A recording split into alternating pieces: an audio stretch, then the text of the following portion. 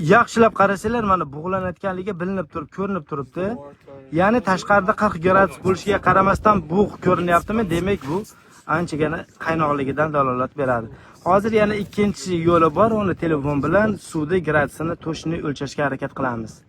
Mana hozir xo'p, yana ham pastroqqa tushirinchi, qo'lis kuymasin yana.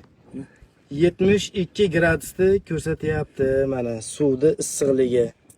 72 gradusga kim qo'lini tiqaladi? Bu suvning ustidagi harorat. Hozir suvga solsak kamida 80-90 chiqadi hozir suvning harorati. 80 da atrofida bor.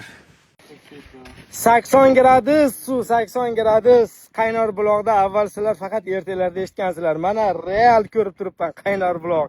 80 gradus. Qo'li kiydi qani. Buloq suv, lekin shu vulqon tomonidan chiqadi. Bu chiqayotgan issiqlikni qarang. 1 sekunddan kam qo'ying. Tekkizib qolasiz.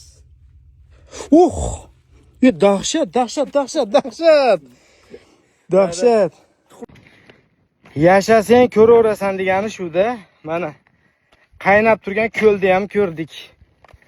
Qo'lni tiqib bo'lmaydi, qo'lni. Qoyil.